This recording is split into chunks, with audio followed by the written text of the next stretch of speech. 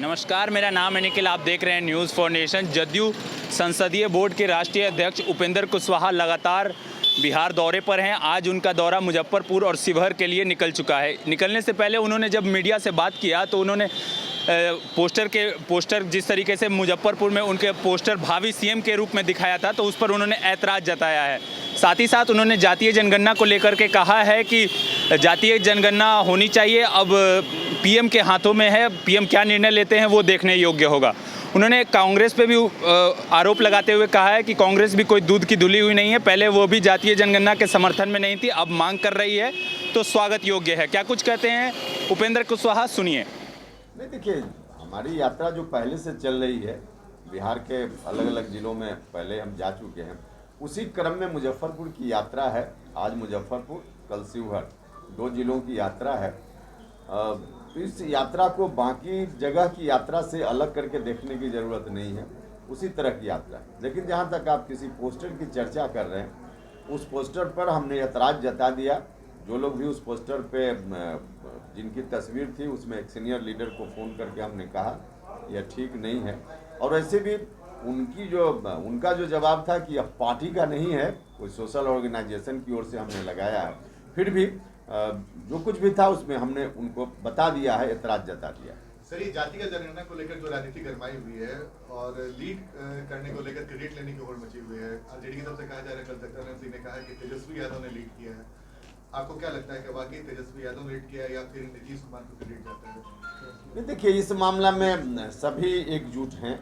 Janata Dal United, RJD और बाकी party भी बिहार की है, सब लोग एकजुट हैं। इसमें कोई पक्ष विपक्ष नहीं है, क्योंकि मुद्दा ही ऐसा है जो सबका मुद्दा है, जनता का मुद्दा है, देश का मुद्दा है।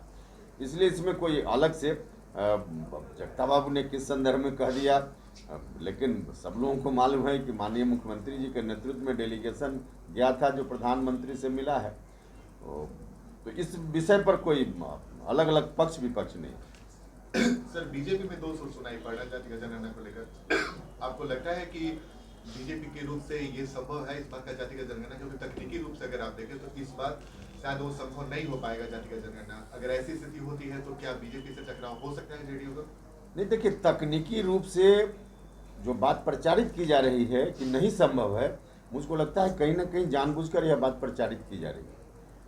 आज के समय में कौन काम मुश्किल है, और डिजिटल करना है, ये कॉलम तो जोड़ देना है। बाकी जो जनगणना हो रही है उसी में एक जात का कॉलम जोड़ देना है।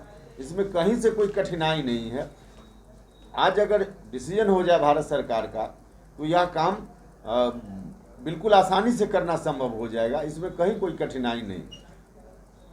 और जहाँ तक भारतीय जनता पार्टी के अंदर का मामला है तो डिसीजन उनको लेना है, लेकिन यह विषय जनता का विषय है, देश का विषय है। जो भी तकनीकी सुधार करते हुए भारत सरकार को निर्णय लेना चाहिए जातीय जनगणना के लिए। प्रधानमंत्री कहते हैं कि अति पिछड़ा से हैं, लेकिन अति पिछड़े की जब गणना की बात होती है तो फिर पीछे क्यों हो जाए? तो देखिए, इसमें अभी जो डिमांड है उसमें कोई अति पिछड़ा समाज की जातियों की गणना का मामला नहीं है।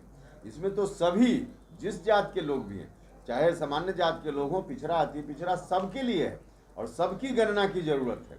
तो उसमें कोई सिर्फ ओबीसी या अति पिछड़ा समाज की ही गणना होगी ऐसा नहीं। भाजपा के कुछ नेता ये कह रहे हैं कि हिंदू आज एक हुआ है और उसको बांटने की ये साजिश है, इस पे क्या कहेंगे सर? भैया, इस देश में हिंदू एक हुआ है, मुसलमान एक हुआ है का कोई सवाल ही नहीं।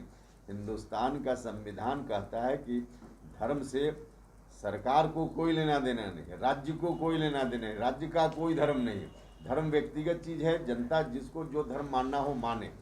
इसके आधार पे गोलबंदी होने और न होने का कोई मामला नहीं। सर, अगर जातिगत जनगणना की मांग जो आप लोग कर रहे हैं, अगर इस बार नहीं होता है तो क्या बीजेपी से टकराव संभव है? आपको लगता है कि परिस्थिति ऐसी हो सकती है और संबंध जो बिहार में है उस पर भी असर पड़ सकता है? नहीं, देखिए, हम तो अभी सकारात्मक हैं, पॉजिटिव हैं। मुख्यमंत्री जी भी जब वहाँ से प्रधानमंत्री जी से निकल कर बाहर आए तो उन्होंने भी कहा कि प्रधानमंत्री जी ने मना नहीं किया है। तो आज भी हम सकारात्मक हैं। हम उम्मीद रख रहे हैं कि सरकार से डिसीजन होगा जातीय गणना के पक्ष में और जातीय गणना होगी। अभी हम निगेटिव क्यों मान लें कि सरकार निर्णय नहीं लेगी? बीजेपी को नुकसान होगा अगर नहीं होता जातीय जनगणना तो। नहीं, देखिए भारतीय जनता पार्टी के अंदर ही जो कन्फ्लिक्ट है, अब भारतीय जनता पार्टी को चाहिए कि उस कन्फ्लिक्ट को दूर करें, क्योंकि उसमें बड़ा हिस्सा है जो इस राय का है कि जातीय गणना होनी चाहिए, उसमें कुछ लोग यदा कदा बोल देते हैं कि नहीं होनी चाहिए। तो भारतीय जनता पार्टी को पहले अपने अंदर के कन्फ्लिक्ट को दूर करना चाहिए, और यह इशू देश का इशू है, इसलिए इस इशू को एड्रेस करने के लिए भारत सरकार को फैसला लेना ही चाहिए कि इसी बार की जनगणना के साथ जात की गणना हो जाए। और अगर ऐसा नहीं होता है तो नहीं, ऐसा हम तो अभी मान रहे हैं कि प्रधानमंत्री जी सकारात्मक निर्णय लेंगे, लेकिन मंत्री संसद में कुछ और बोलते हैं, सांसद कुछ और बोलते हैं। इसलिए हमने कहा ना कि भारतीय जनता पार्टी के अंदर ही विवाद है। अब उसको कैसे उसका निपटारा करेंगे यह तो उनका विषय है ना। लेकिन जेडीयू के अंदर भी विवाद है।